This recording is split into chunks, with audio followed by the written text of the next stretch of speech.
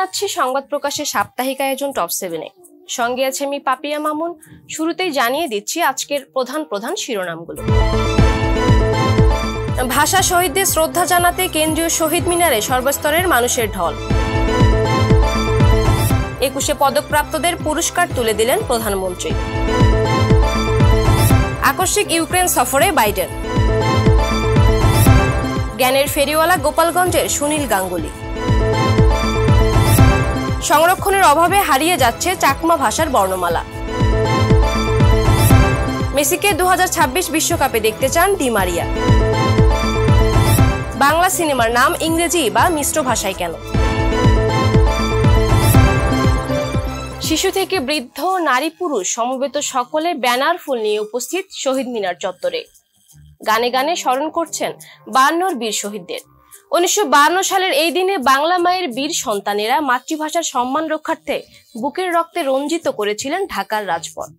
ভোর থেকে খালি পায়ে হাতে ফুল নিয়ে কেন্দ্রীয় শহীদ মিনারে ভিড় করছেন বিভিন্ন পেশার হাজারো মানুষ।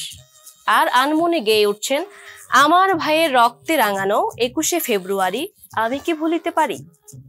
খাদিজা নিপার প্রতিবেদন, ছবি তুলেছেন রিয়াদুর রহমান পিঞ্জু।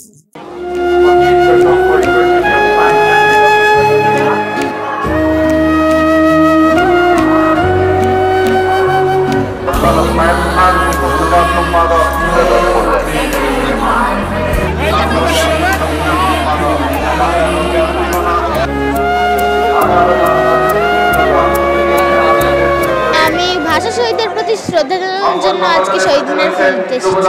ছেলে হারা শত মায়ের অশ্রু গড়ায় ফেব্রুয়ারি আমি কি ভুলিতে পারি। কেমন লাগছে তোমার? ভালো। কি করেছো এখানে এসে? ফুল দিয়েছি শহীদ মিনারে। তুমি এখানে কেন এসেছো? ভাষা শহীদদের শ্রদ্ধা জানাতে এসেছি। আপনি কোথা থেকে এসেছেন? কলকাতা। বাংলাদেশ আমার মাতৃভূমি। 21 তারিখটা যাতে এখানে থাকতে পারি সেই জন্য আরো বিশেষ করে এসেছি। শুভ ভাষা দিবস। I understand the importance of today.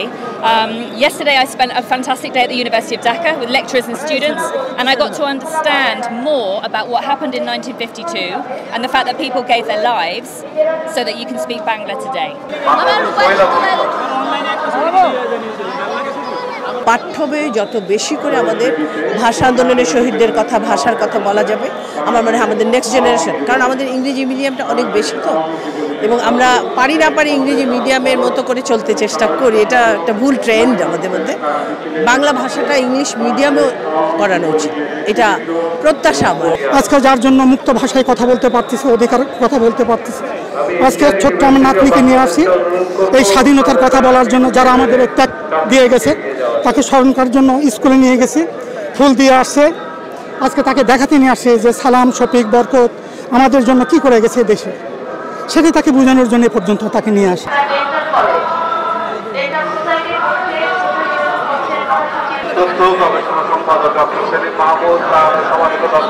21 মানে মাথা নত না করা, 21 মানে ভাষার টানে প্রবাদ ফেরির গান। সুপ্রিয় দর্শক, এতক্ষণ আপনারা দেখছিলেন কেন্দ্রীয় শহীদ মিনার থেকে লাখো মানুষের যে সমাগম, তারই প্রতিচ্ছবি। দলমত নির্বিশেষে সর্বস্তরের মানুষ কিন্তু এতক্ষণ ধরে কেন্দ্রীয় শহীদ মিনারে এসেছিলেন ভাষা শহীদদের প্রতি শ্রদ্ধা জানাতে। এবং এখানে আগত যে শ্রদ্ধা জানাতে এখানে যারা এসেছেন তাদের প্রত্যাশা সবাই যেন শুদ্ধ ভাষায় কথা বলতে এবং লিখতে পারে, এবং সেই প্রত্যাশা আসলে আমাদেরও। কেন্দ্রীয় শহীদ মিনার থেকে খাদিজা নিপা, সংবাদ প্রকাশ। ভাষা শহীদদের স্মরণে 19 বিশিষ্ট ব্যক্তি ও 2টি প্রতিষ্ঠানের কর্ণধারের হাতে বাংলাদেশের দ্বিতীয় সর্বোচ্চ বেসামরিক পুরস্কার 21 পদক তুলে দিয়েছেন প্রধানমন্ত্রী শেখ হাসিনা। 20 ফেব্রুয়ারি সোমবার রাজধানীর ওসমানী স্মৃতি মিলনায়তনে 21 পদক 2023 তুলে দেন প্রধানমন্ত্রী। প্রতিবারের মতো এবছরও বিভিন্ন ক্যাটাগরিতে 21 পদক দেওয়া হয়েছে। ভাষা আন্দোলন, অভিনয়, সঙ্গীত শিল্পী, আবৃত্তি, শিল্পকলা, চিত্রকলা, সাংবাদিকতা, শিক্ষা, গবেষণা, সমাজসেবা, ভাষা ও সাহিত্য, রাজনীতি ও মুক্তিযুদ্ধ বিভাগে মোট 19 বিশিষ্ট ব্যক্তিকে সম্মানিত করা হয়। এছাড়া শিক্ষা ক্যাটাগরিতে বাংলাদেশের জাতীয় জাদুঘর এবং সমাজসেবায় বিদ্যানন্দ ফাউন্ডেশনকে পুরস্কৃত করা হয়। এর আগে 2022 সালে 24 বিশিষ্ট ব্যক্তিকে মর্যাদাপূর্ণ 21 পদক দেওয়া হয়। এবার আন্তর্জাতিক। হঠাৎ ইউক্রেন সফরে গেছেন যুক্তরাষ্ট্রের প্রেসিডেন্ট জো বাইডেন। প্রায় 1 বছর ধরে চলছে ইউক্রেন রাশিয়ার যুদ্ধ চলাকালীন সময়ে এটাই বাইডেনের প্রথম কিয়েভ সফর। 20 ফেব্রুয়ারি সোমবার উচ্চ নিরাপত্তা ব্যবস্থার মধ্য দিয়ে কিয়েভে আকস্মিক সফর করেন বাইডেন। ব্রিটিশ সংবাদ মাধ্যম বিবিসির খবরে বলা হয়, মার্কিন প্রেসিডেন্ট প্রথমে পোল্যান্ডের প্রেসিডেন্ট আন্দ্রেস ডুদার সঙ্গে সাক্ষাৎ করেন। এরপর আকস্মিক কিয়েভ সফরে যান তিনি। এর আগে সোমবার সকাল থেকে ধারণা করা হচ্ছিল রাজধানী কিয়েভে গুরুত্বপূর্ণ কোনো অতিথি আসবেন। পরবর্তীতে ইউক্রেনের রাজনীতিবিদ লেসিয়া ভাসিলেনকো নিশ্চিত করেছেন এই বিশেষ অতিথি আর কেউ নন, মার্কিন প্রেসিডেন্ট জো বাইডেন। এখন দেখার পালা বাইডেনের এই সফর ইউক্রেন রাশিয়ার যুদ্ধ আগামীতে কোন ইঙ্গিত বহন করে। একটি অন্যরকম খবর, গোপালগঞ্জের কোটালীপাড়ার একটি প্রত্যন্ত গ্রাম কুমুরিয়া। গ্রামটি উপজেলার কলাবাড়ি ইউনিয়নের দক্ষিণ পশ্চিমে অবস্থিত। এই গ্রামে 1002 লোকের বসবাস। তাদের মধ্যে একজন সুনীল কুমার গাঙ্গুলি, যিনি অবিরাম ছুটে চলেন এক অজানা আলোর পথে, যার কাঁধে ঝোলানো ব্যাগ ভর্তি বই, পরনে মলিন পোশাক। গ্রামের মানুষের কাছে যিনি জ্ঞানের ফেরিওয়ালা। গোপালগঞ্জ প্রতিনিধি আশিক জামানের তথ্য ও ছবিতে তাহানিয়া ইয়াসমিনের টেক্সট রিপোর্ট। গোপালগঞ্জের কোটালীপাড়া উপজেলার কুমুরিয়া গ্রামের অবসরপ্রাপ্ত স্কুল শিক্ষক সুনীল কুমার গাঙ্গুলি 10 বছর ধরে প্রতিদিনই এভাবে কাঁধে ঝোলা ভর্তি বই নিয়ে মানুষের দ্বারে দ্বারে বই বিলি করছেন কোনো স্বার্থ ছাড়াই। জ্ঞান পিপাসু মানুষের জ্ঞান পিপাসা মেটাতে পারি, এটাই আমার ইচ্ছা। এবং আমার এই এলাকার লোক পাঠাগার থেকে বই সংগ্রহ করে জ্ঞান লাভ করুক, এটাই আমি চাই। জ্ঞান পিপাসু ব্যক্তিদের দ্বারে দ্বারে গিয়ে আমি এই বই দিয়ে আসি।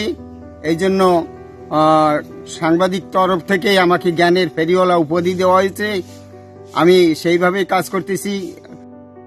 জানা যায় ছেলেবেলা থেকেই বই পড়ার প্রতি প্রচুর আগ্রহ ছিল সুনীল গাঙ্গুলির, কিন্তু বই কেনার মতো সামর্থ্য ছিল না তার। বাড়ির পাশে এক চাচাতো ভাইয়ের কাছ থেকে বই ধার করে পড়তেন তিনি, কিন্তু পরের কাছ থেকে বই ধার করে পড়ে তার মনের খোরাক মেটাতে পারতেন না। তখনই ঠিক করেছিলেন সামর্থ্য হলে একটি পাঠাগার গড়বেন। সেই সামর্থ্য অবশেষে হলো চাকরি থেকে অবসরের পর। উনি এই 8 বছর যাবতেই জ্ঞান ভান্ডার, চন্ডিকা জ্ঞান ভান্ডারে কাজ করতেছে। উনি আমাদের কাছে প্রায় এসে বই দিয়ে দিত, ছেলে মেয়ে ওখান থেকে বই আনতো, আবার নিত, ওরা পড়তো। তো আমরা প্রত্যন্ত গ্রামের ছাত্রী বলে তিনি আমাদের বাড়িতে পায়ে হেঁটে এসে আমাদের বই দিয়ে উপকৃত করেছেন। একটি সরকারি প্রাথমিক বিদ্যালয়ে সহকারী শিক্ষক হিসাবে ছিলেন সুনীল গাঙ্গুলি। 2015 সালে অবসরে যান তিনি। অবসরে যাওয়ার আগের বছর 2014 সালে নিজের বাড়ির আঙিনায় পুত্রবধূর নামে গড়ে তোলেন চন্দ্রিকা জ্ঞান পাঠাগার। পাঠাগার তৈরির আগে থেকেই স্বল্প পরিসরে বই সংগ্রহ করে শিক্ষার্থীদের মধ্যে বিতরণ করতেন তিনি। তাহনিয়া ইয়াসমিন, সংবাদ প্রকাশ। স্বদেশ সংবাদ। বাংলাদেশে বিভিন্ন জনগোষ্ঠীর আলাদা আলাদা ভাষার প্রচলন রয়েছে। আইন অনুসারে দেশের সকল নাগরিক নিজ নিজ মাতৃভাষা চর্চার অধিকার থাকলেও সময়ের প্রয়োজনে বাংলা ভাষার প্রচলন বৃদ্ধি এবং আদিবাসীদের বর্ণমালা সংরক্ষণের উদ্যোগ না থাকায় অনেক জাতিগোষ্ঠীর মাতৃভাষা হুমকির মুখে পড়েছে। অনেক আদিবাসী নিজের মাতৃভাষায় কথা বলতে পারলেও নিজের বর্ণমালায় লিখতে বা পড়তে পারেন না। বিশ্লেষকদের মতে যথাযথ উদ্যোগের অভাবে হারিয়ে যাচ্ছে আদিবাসী ভাষার চর্চা। রাঙামাটি প্রতিনিধি রিকো চাকমা তথ্য ও ছবিতে রুমি প্রভার টেক্সট রিপোর্ট। বর্ণমালা চর্চা সংরক্ষণের উদ্যোগ, নিজেদের ভাষার প্রতি অনাগ্রহ আর বাংলা ও ইংরেজি ভাষার প্রতি অতিরিক্ত গুরুত্ব দেওয়ায় হারিয়ে যাচ্ছে চাকমা জনগোষ্ঠীর নিজস্ব ভাষা। অন্যদিকে কয়েকটি ক্ষুদ্র নৃগোষ্ঠীর ভাষায় প্রাথমিক পর্যায়ে পাঠদানের মধ্য দিয়ে ভাষাকে টিকিয়ে রাখার কাজ করছে প্রাথমিক শিক্ষা বিভাগ।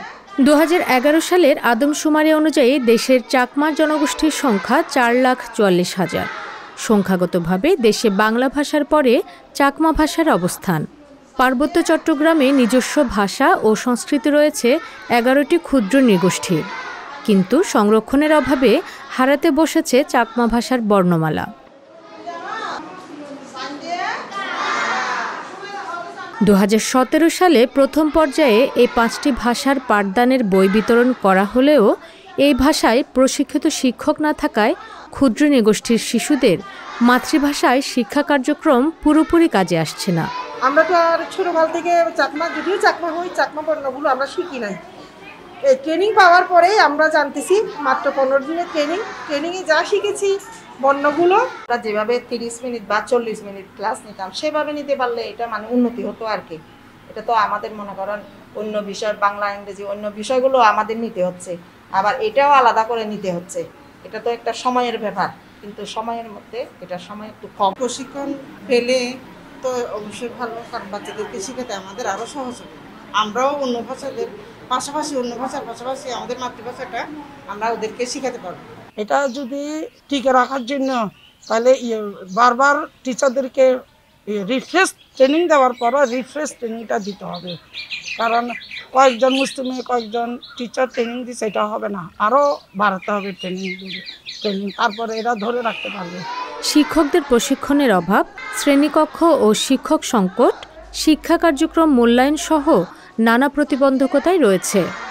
এসব প্রতিবন্ধকতা সমাধানে কার্যকরী পদক্ষেপ না থাকায় এগোচ্ছে না ক্ষুদ্র নৃগোষ্ঠীর এই মাতৃভাষা কার্যক্রম।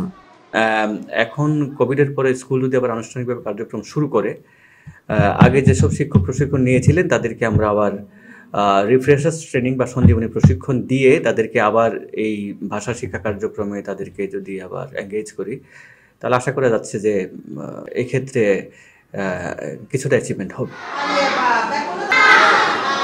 রুমি প্রভা, সংবাদ প্রকাশ। এবার খেলার খবর। কাতার বিশ্বকাপের পর অবসরে না গেলেও লিওনেল মেসির পরবর্তী বিশ্বকাপ খেলার সম্ভাবনা খুবই কম। তবে তার জাতীয় দলের সতীর্থ অ্যাঞ্জেল ডি মারিয়া নিজেকে নিয়ে নয় বরং স্বপ্ন দেখেন লিওনেল মেসিকে ঘিরে। ডি মারিয়া বলছেন 2026 বিশ্বকাপে আর্জেন্টিনার হয়ে মেসিকে খেলতেই হবে। ফারজানা ববির টেক্সট রিপোর্ট।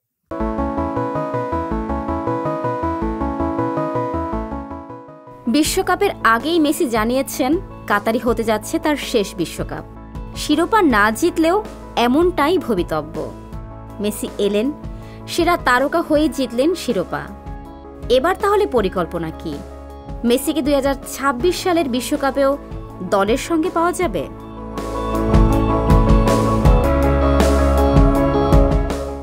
দলের কোচ তো বটেই, সতীর্থরাও চাইছেন মেসি দলের সঙ্গে থেকে যাক। এই গ্রীষ্মে তার বয়স হবে 36 বছর। বর্তমান Juventus forward Angel Di Maria সর্বশেষ বলেছিলেন যে তিনি 35 বছর বয়সীকে 2026 ফিফা ওয়ার্ল্ড কাপ পর্যন্ত একজন খেলোয়াড় হিসেবে জাতীয় দলে দেখার আশা করছেন।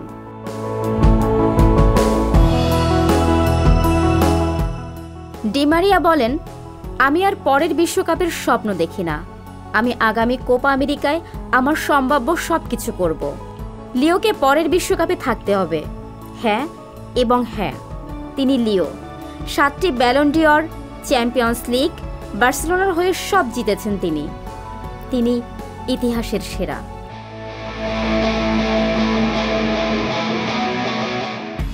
এবারের কাতার বিশ্বকাপেই অনেকে মেসির শেষ ভেবে নিয়েছিলেন, কিন্তু তিনি মেসি। তার পায়ের জাদুতে তিনি বুঁদ করে রেখেছিলেন কোটি কোটি ফুটবল প্রেমীদের। প্রথম ম্যাচে সৌদি আরবের বিপক্ষে হারই টুর্নামেন্টে তাদের প্রথম ও শেষ হার। মেসির অসাধারণ জাদু ও অধিনায়কোচিত দূরদর্শিতার শেষ পর্যন্ত সোনালী ট্রফিতে চুমো খাওয়ার সৌভাগ্য হয় আর্জেন্টিনার। সবশেষ বিনোদন।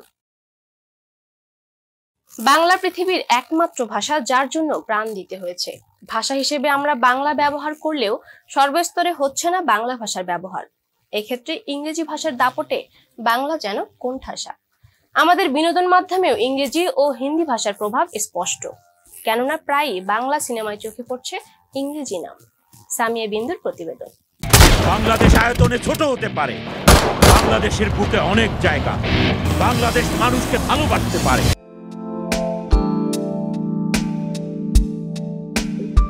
সিনেমা বাংলায়, অথচ এর নাম হয় ইংরেজিতে, নয়তো বাংলা ইংরেজির মিশ্রণে। এমন প্রচলন চলে আসছে দীর্ঘদিন ধরেই। এমন কাণ্ডে বিব্রত ও ক্ষুব্ধ প্রতিক্রিয়া ব্যক্ত করেছেন চলচ্চিত্র সংশ্লিষ্টরা।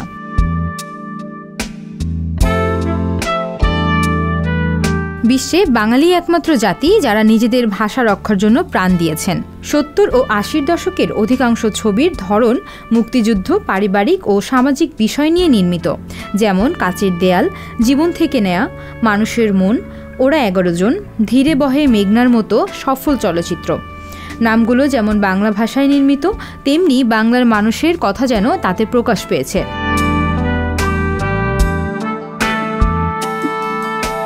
তবে চলতি শতকে নির্মিত সিনেমাগুলোর নামে দেখা গেছে ভিন্নতা। এর মধ্যে উল্লেখযোগ্য কয়েকটি সিনেমা হলো খোঁজ, the search, the speed, most welcome, the spy, Maya the lost mother, দিন দ্য ডে, নেত্রী দ্য লিডার ইত্যাদি। এসব সিনেমার নামে রয়েছে ইংরেজি ও বাংলা শব্দের মিশ্রণ। শুধু তাই নয়, বেশ কিছু বাংলা সিনেমার নাম রাখা হয়েছে ইংরেজিতে।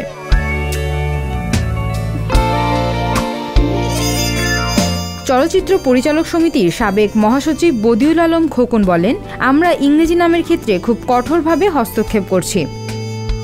চলচ্চিত্রে যেমন সুস্থ ধারা ফিরে এসেছে, মানুষ হলমুখী হচ্ছেন, তেমনি সিনেমার নামের ক্ষেত্রেও ইতিবাচক পরিবর্তন আসবে বলে মনে করেন সিনেমা প্রেমীরা।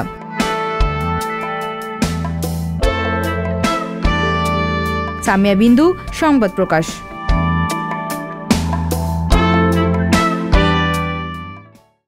দর্শক, এই ছিল আজকের আয়োজন। দেখা হবে আগামী পর্বে। যে কোনো তথ্য জানতে চোখ রাখুন সংবাদ প্রকাশের ফেসবুক পেজ ও ইউটিউব চ্যানেলে। সবাইকে ধন্যবাদ।